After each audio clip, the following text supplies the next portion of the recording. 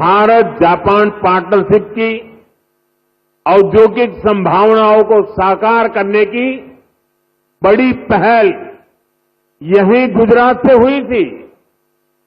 मुझे याद है हमने 20 साल पहले जब वाइब्रेंट गुजरात समिट शुरू की थी तो उसमें जापान एक प्रमुख सहयोगी था।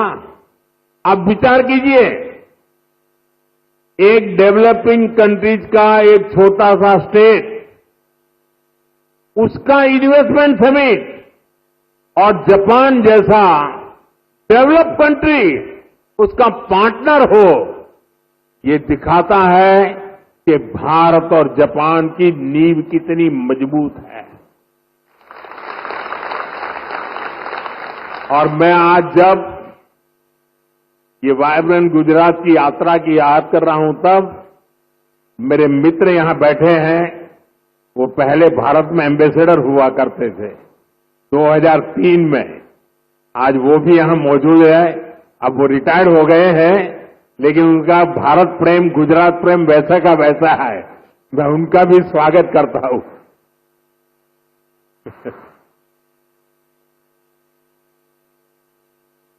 गुजरात के लोगों ने भी जापान के लोगों का उतना ही आत्मीयता से ख्याल रखा।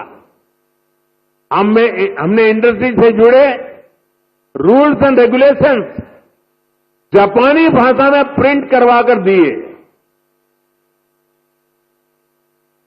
जब मैं गुजरात में था, हर छोटी चीज पर मैं ध्यान रखता था। इवन मेरा जो विजिटिंग कार्ड होता था ना, वो भी मैं जापानी में बनाता था।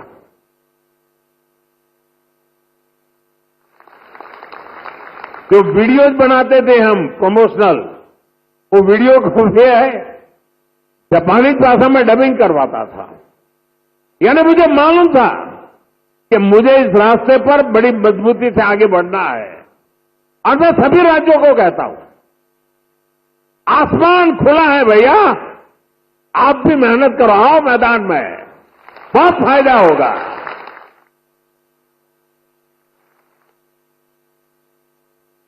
मुझे याद है शुरू में जब जापान के हमारे साथी आते थे तो मैं नया नया उनकी निकटता मेरी बढ़ती चली जा रही थी, तो उनकी हर चीज को मैं समझ पाता था।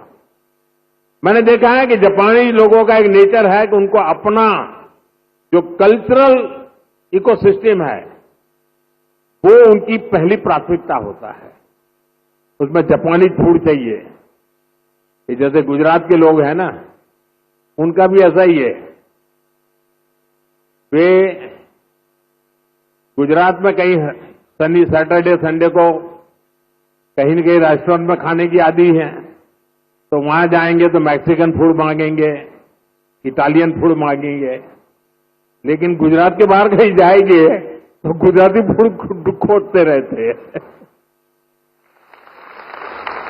मैंने देखा जापान के लोगों का भी ये स्वभाव है, और इसलिए मैंने यहां जापानी क्विजिन की व्यवस्था कराई। मैंने उसकी एक होटल चेन को बुलाया। मुझे पता है, बाद में मुझे बताया गया कि भाई जापान के लोग हैं, गोल्फ के बिना तो नहीं चल सकता। मैंने उसको भी प्राथमिकता दी और अपने जापानी साथियों को ध्यान में रखते हुए हमने, जो गुजरात में गोल्फ का नामो निशान नहीं था, 7-8 नए गोल्फ कोर्स डेवलप किए। देखिए, विकास करना है, इन्वेस्टमेंट लाना है, दुनिया को आकर्षित करना है, तो हर बारीकी पर देखना पड़ता है। और हमारे देश में कई राज्य हैं जो करते हैं। जो राज्य पीछे हैं, मेरा उनसे आग्रह है कि आप भी हर बारीकी को अवसर समझिए और विकास की नई दिशा पकड़िए।